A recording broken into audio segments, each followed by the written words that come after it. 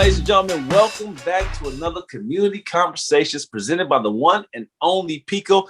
It is your main man, Archie. I want to welcome each and every one of you back to the community. We're here each and every Tuesday for you. And we're here to uplift the community just like PECO, providing positive energy throughout the city of Philadelphia. Today, we got amazing guests in the building.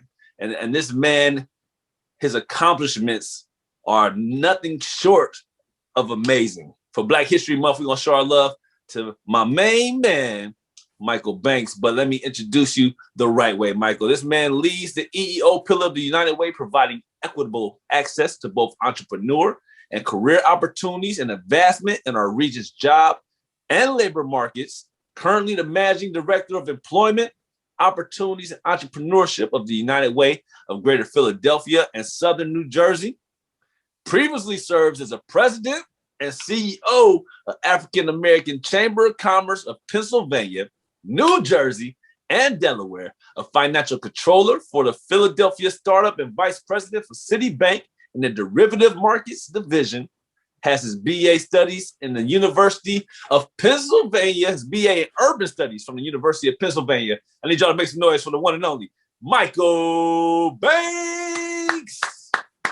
What's up, man? Hey, Thank you for having me. I'm calling you Big Money Michael Banks today, man. What's going on, man? Thank you. I can't complain to yourself. How you doing today? Everything's good, man. Before we get started, yesterday was Valentine's, or the day before was Valentine's Day, right? You do anything special? You had anybody special in your life? What you do for Valentine's? Listen, man. Every day is Valentine's Day over here, man. It's like every day is a day of love, man. We don't wait for a day on the calendar to celebrate it. It's an everyday event. It's like we talk about Black History Month. It's every month. Every day is Valentine's Day. So hey, man, I love that's how we live over here. That's an easy cop out. I love it, man. No, I love it, man. You're right. Every day is Valentine's Day. That's good, man. We appreciate you being in the community, and we're here to talk to you. We're here to talk to the people about entrepreneurship, man. So before we jump into that, what does entrepreneurship mean to you?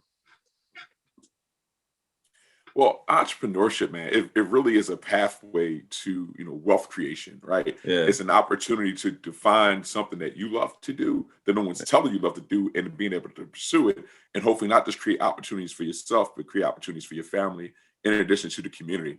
Particularly, in diverse communities, that's one of the greatest pathways out of those communities to make something, greater of yourself. So yeah, it's a lovely field to be in, but it's a lot of work. A lot of work, man. It's like a lot of people think it's about being your own boss. Is that sort of like what entrepreneurs like being your own boss? Yeah, so you're your own boss, but at the same time, you're also your own employee. So that's an interesting dynamic. So it's nothing like getting in trouble by yourself. That makes for an interesting conversation, right? You show up late and you got to deal with you. Like that's not a fun conversation to have, man. So you wear every hat in the business, man. And you're the janitor, right? That's the part that people forget about. They think about all the fun part, right? Making money, having an amazing business. But you're the janitor too, man. You got to clean floors. You got to clean toilets. You do everything in the business. So it's all comprehensive. Yeah, it's not just the glamour and the glitz. Right. Hello, man. And you're from the United Way. So let me ask you, how does United Way help provide access to entrepreneur and career opportunities? Yeah, so what we have done, particularly in the entrepreneurship space, because this is new for us, right? Historically speaking, this was not something that they invested in directly. So they recruited me to kind of come in and build this new vertical. And part of building any new vertical is understanding what you're trying to build. So what we did first was we launched a research project that we're in the midst of wrapping up now, that we did in partnership with the City of Philadelphia's Commerce Department and PIDC, to better understand what is the experience of entrepreneurs in the city of Philadelphia. And more specifically, what is the experience of BIPOC, which is the Black, Indigenous, and people of color on businesses, right? Why are they not having the same outcome and experience as other businesses? So we started this research project to understand what do we have here, what are the gaps missing, and how do we change the narrative for these BIPOC business owners in the city of Philadelphia. And they brought you in to handle all that. Yeah, man. I don't know how that happened, man. It's like, I think it was like they took names out of a hat, man, and I just so happen to have the first last name that they pulled out. But yeah, I'm happy for the opportunity, man. Hey, congratulations for that, man. It's like the price is right. Come on down. Absolutely, man. I did the job and everything, man. We salute you for that, man, for Black History Month. That's big, man. That's a big opportunity for you, man. We know you're gonna lead the right direction. So when I was growing up as a kid, United Way was huge in our school systems. We always had like fundraisers and everything to raise money for United Way. I remember the commercials and everything. United Way, keep up the good works. All that stuff. I was a United Way fan. Yes, so with me putting all that money into United Way and selling them chocolates or whatever I had to sell to get that, like, am I an employer already? Do I have stock in there? Like, where? I tell you what. I got T-shirts, man. Like, see, this one has some staff, man. I played the T-shirts. So if you're giving and send me the email, send me a note, however you want to do it. I'll hook you up with the staff T-shirt, man. You can rock out however you want, whatever you want, bro. Absolutely. We got you, man. We absolutely got you. Keep up the good work. Appreciate that, man. Absolutely. So how have entrepreneurs been affected most during this pandemic, especially, man? It's been hard for us out here. Yeah, so I would say the biggest impact is what everybody's talking about, is the revenue, right? You have businesses losing upwards of 40% of their revenue, if not greater, and some losing 100%. And when you think about entrepreneurs, particularly in Philadelphia, and back on my particular focus, which is, again, those BIPOC businesses, look, not only are they losing the revenue, right? They're dealing with a pandemic inside of a pandemic because their businesses were not thriving the way that other businesses have, traditionally in the city of Philadelphia. So this has been, like a double down impact. And in addition to that, if this entrepreneur or this business owner does not have a traditional banking relationship, as we've seen with the first round, like the PPP funds, they're often missing from the conversation. They're not even sure how to access those dollars. So there's resources that exist that they can't even connect to. So there's the loss of revenue, there's the disconnect, and then there's the inability to probably even bring your business back because you're the brick and mortar, you don't have an online presence, and you haven't found a way to re-replicate your business because everybody's not Amazon, right? Everybody's not these big shops that have billions of dollars to reinvest and change it. And think about it, if you're a barber, like how do you cut hair remote, right? That nigga work, we put come up with like a Zoom filter, right? They got here selling Zoom filters now, right? So the struggle is crazy and real for a lot of the businesses that we've been focused on, because again, they're in that hospitality, they're in the local communities. And unfortunately, because people have been stuck in their homes, and if you're not running a grocery store, it's hard for you to keep your business up and running. So it is. So how does United Way, or how do you go about helping these people try to keep their businesses going and or keep the spirit of entrepreneurship alive during this pandemic? Yeah, I think a big part of it, man, you have to tap into the network, right? And I've been fortunate enough to serve on boards that that intersect with the work that I do. So when you're talking to these organizations, it's always an advantage to be able to talk about a business owner that someone may not even be aware of, or the opposite, that a business owner, you talk to them and they might even be aware of a resource. So the ability to connect back to people to the work that I do and the work that I'm doing to the people has been like an amazing, an advantage and position to be in. Because again, I remember just recently, right? I was having a conversation with a young woman who had a business, and she was like, a PPP, like, how do I even get that? Like, my husband, he got the EIDL, which is a different product, right? But you got to pay that back. And even if the interest rate is low, it's much better to have money that can be forgiven, that often activates or turns into a grant, versus a loan, particularly when you're a small business owner and you're already struggling to make ends meet. Word.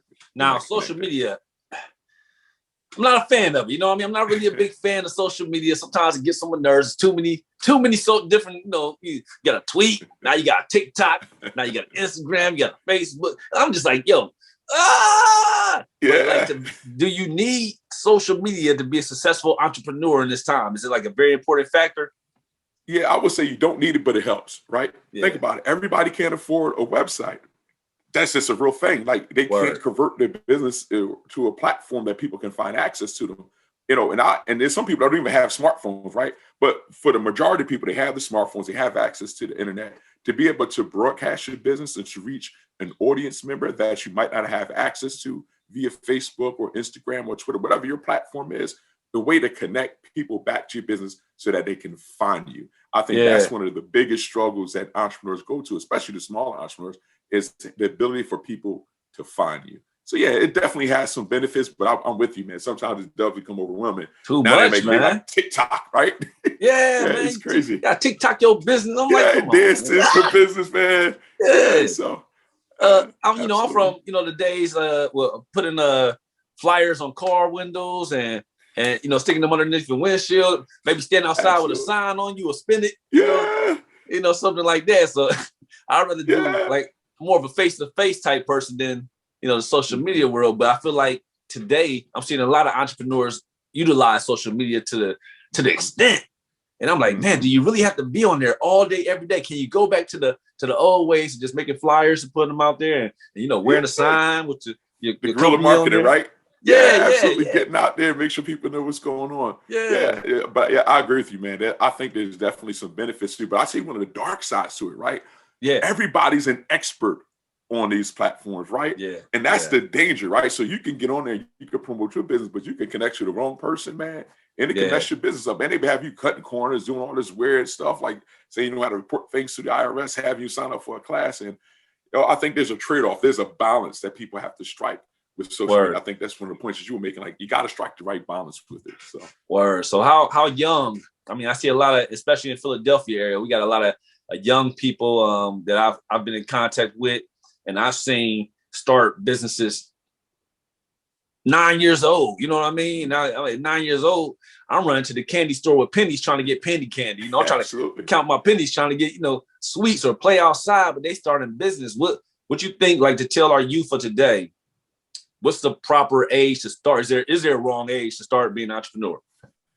Listen, man, I think there's no such thing as the wrong age. I mean, I see young entrepreneurs, young as 9, 6, 7 years old, like they're starting out there. I think what's most important is finding something that you love to do, right? Yeah. Because if it's just about money and you're not making the money, you're going to find something else, right, that you love to do. But if you find the thing you're passionate about, that passion is going to take you through those hard times in the business, because you will probably be in year 2 to 3 before you actually start to make revenue, right? Yeah. And now let me unpack that a little bit. Not even revenue, like, when are you going to start to make profit, right? Because revenue and profit are two different things. So if you're in something that you don't love to do and you're not turning the revenue into a profit, it's going to be stuff to stay in that business. So I don't think there's a proper age, but I think there's a proper mindset, right? And part of the proper mindset is find something that you love to do. Not what your mom, your dad love to do, but find something that you love to do. That's huge right there, because you see a lot of these young people start businesses, and sometimes in my head, I'm like, are they missing out on their childhood? Do they go outside and play, or do they have friends, or is all their mindset on making money? And at a young age, is it really their mindset, or is it their mom and dad's mindset? Tell them this is what you got to do, and then now you got a Joe Jackson, Michael Jackson situation where you're missing out on your childhood. So that's why I just want to know, like, is there a proper age and stuff like that? Because just I'm like, go outside and play, and they're like, no, I want to start a business.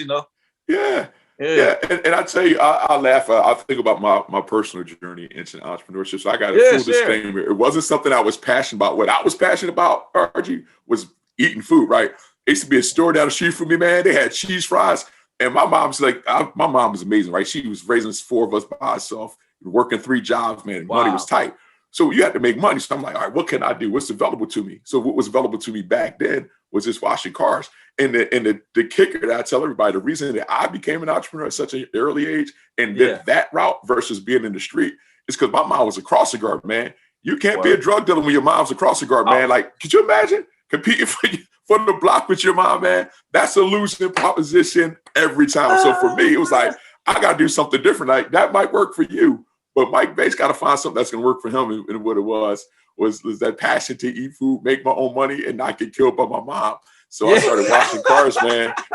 I had a motivation, to survive. So that's the journey. That's amazing, bro. Hey, first of all, shout out to your mom. Big up to all moms out there, single mothers especially, raising their kids. Absolutely. I can tell she raised a good young man. You came out good, bro.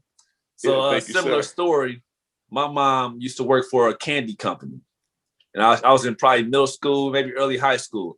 And her job was to go into all the stores and take off all the old chocolate and candy and stuff that was about to expire within a week or so. And she'd bring home this big box of candy that was still good for like a week.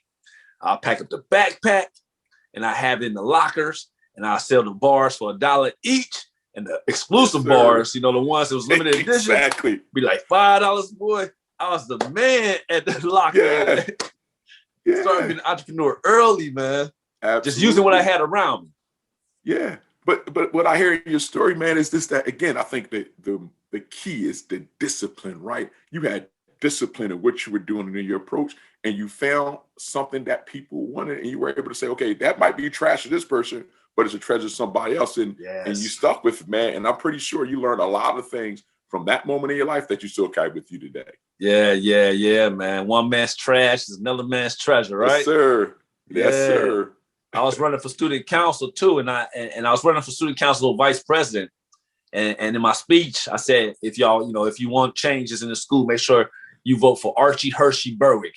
And I had nicknamed myself because they knew to get the candy from. Good times, I love it, man. good candy, good school. Absolutely. Young entrepreneur, man. That's amazing. Ladies and gentlemen, community conversations. Got my main man, Michael Banks from United Way in the building. So, Mike,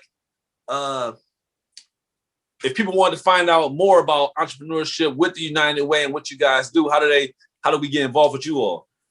Yeah, so I mean, you can always go to our website, which is, and they changed it. I don't want to mess up.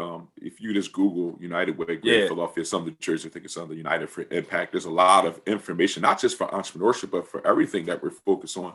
So you'll see a lot of upcoming projects that we're having, you know, that we're about to roll out. You find access to a lot of the resources that you don't just need as an entrepreneur for your business, but I would say from a holistic approach, like having those wraparound services. So even if you need access to quality daycare, or you're looking for other resources that exist within the United Way, I like to see us as like a one-stop solution to solve the problem for the whole entrepreneur, not just part of the entrepreneur. So like a lot of that stuff is on the website. You know, you have my information, the Mike Motivates for Instagram.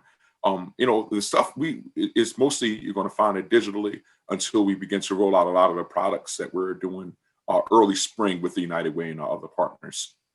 So. Nice, bro. Nice. Now, when you're thinking about entrepreneurship, a lot of people think about being your own boss. You by yourself, you know, and you got to do this on your own. A lot of people are like, I got to do this on my own. I don't need nobody else because they're going to bring me down.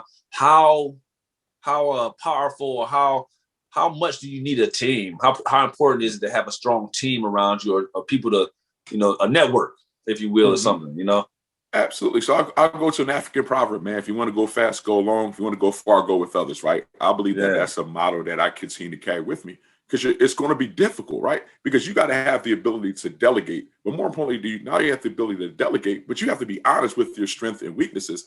And where a lot of entrepreneurs fall apart or fall down is the point you just made. They try to do everything. And we're not designed to do everything, right? Yeah. And I think oftentimes we look at the things that we need, whether it's people or resource, as an expense instead of an investment. Invest in relationships, right? Invest in your network, invest in your business, like invest in a quality financial system, even if it's just QuickBooks or something that you get. It's better than having a composition pad, right? When somebody shows up and you're breaking out a composition pad, they're like, wait a minute, this is how you keep your books, right? And then even legal advice, like, don't look at it as an expense. See those things as investment in your business because everybody thinks they don't need a lawyer until they get sued. And then you realize really quickly that it was never an expense and it was actually an investment to protect you and your business so that you have something to carry with you into the future.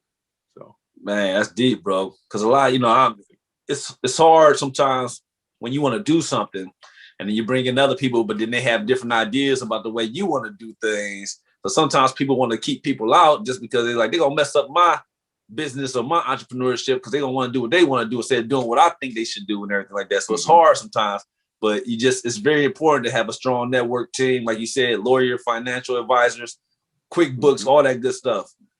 Yeah. And not only that, Archie, make me think of something.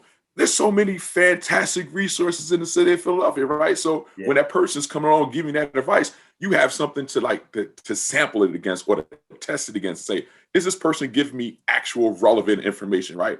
You know, because otherwise it's like getting the marriage advice from the person that's been married 7 times. Like what they can teach you is how to get divorced, right? and because you got to be careful, right? It's the same thing. And just because someone has an idea does not make them an entrepreneur. Just because someone's been doing something for 10, 15 years doesn't make them a good entrepreneur.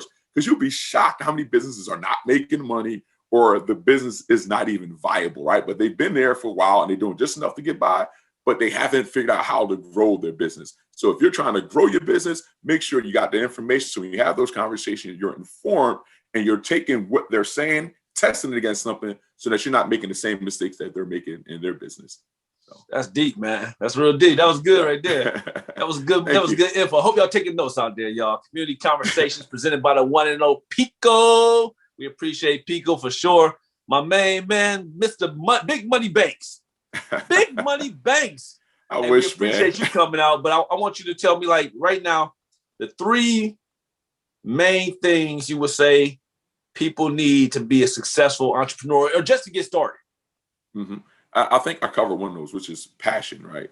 I think without that, the likelihood of success becomes difficult because it's like anything else in life. Like, it's like, I would liken it to planting a seed. Like, I like corny things that you see in the environment, right? You don't plant an apple seed, put it in the ground and walk away and hope that by osmosis or some other process that it's going to take care of itself. It requires nurturing, right? You got to put it in the right location. You got to do all those things so that you're not just placing in the seed in the ground and wishing, right? You can't be wishing, right? So I think that passion is important. I think you have to be willing to come outside of your comfort zone, because oftentimes, again, back to BIPOC business owners, what we often find out is that these are necessity entrepreneurs. So they're starting a business oftentimes out of their home, in their community, and they see that area as their only customers or the only viable customers. But there's another group of people out there that want access to your products and services, but you have to find a way to connect with them. In order to do that, you have to become uncomfortable. I mean, taking that class, creating that online presence or profile, slowing down to set the business up the right way so you're not ultimately getting yourself in trouble. And I would say, if I would pick a third thing, I would say, attach it, like, and this thing may sound crazy, have an exit strategy, right? Yeah. Because like anything else in life, sometimes you can have a business and you're like, this is as far as this business is going to go. I need to start thinking about what's next, like a way to leverage or to be able to transition the business. And to use as a really big example, think about Amazon, right? Remember, this guy started out selling books, man. Yeah, but he always had a plan in mind. He had an exit strategy for that next thing. Mm-hmm. And when I say extra, it's not necessarily selling and closing down the business, but what is the next iteration of that business? What's next in your particular, product and services that you offer to make sure that you're remaining relevant as an entrepreneur? I think that's highly critical. That's something I learned from Wall Street. If you're not, it's a grow, change, or die ball game. I'm telling you, that's it. It's grow, change, or die. You're not going to be an entrepreneur for a long time if you don't have an entrepreneur mindset. So, grow, change, die. Yeah. Yeah, I'm putting that on a t-shirt today when I get off the phone with you. I'm going to be an entrepreneur. I'm going to put Archie underneath that. Absolutely, man. Listen, make it happen, man. We I worked the back deal out on the side piece. So I get the 10%, right? Recurring revenue. So grow, change, and die. I love that, man. Absolutely. So look, if before we get out of here today, we appreciate you coming through for Black History Month. Talk to us about entrepreneurship, but would be the last important advice you would give to the youngsters out there that want to become entrepreneurs or even think they want to become entrepreneurs? Yeah, I would say the last piece of advice I would give you is use what you have access to, right? There's so many resources that we have at the library, right? Yeah. That people don't even think about using. So again, they'll find that person online that's saying, I'm going to teach you how to make $1 million business, right? And you don't even know how to prove if they're even telling the truth. So read the books in the library, man. Get a book off of Amazon. The Google has so much free information, not just Google, just the internet as a whole. Just find like trusted resources and do your due diligence. Don't get so excited about the thought of entrepreneurship that, again, another corny proverb, African proverb, never test the depths of the river with both feet. Right? Ooh, come on now. Learn what you're doing before you jump into it. And I think that's one of the biggest mistakes people make.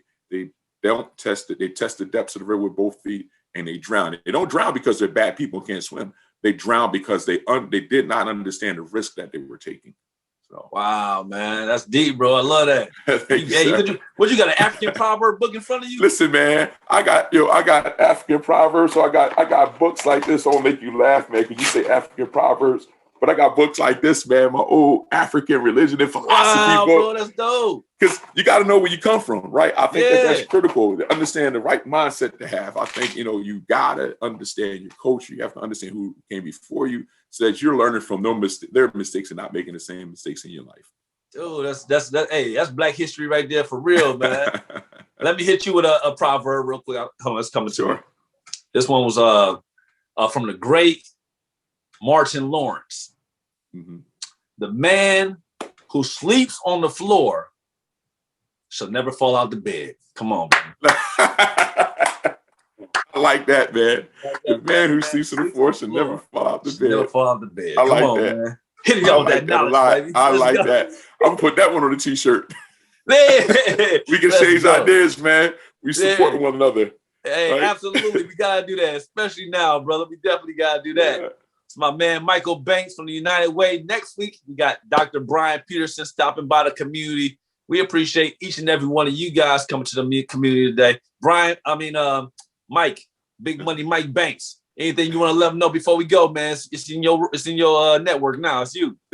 Listen, man. I would just want to say thank you to you. Thank you to the Sixers. Thank you to the PECO for making this opportunity available to me, man. Because again, I don't take these opportunities lightly, man. You know, I'm a kid from North Philly, man. I'm just glad to be here.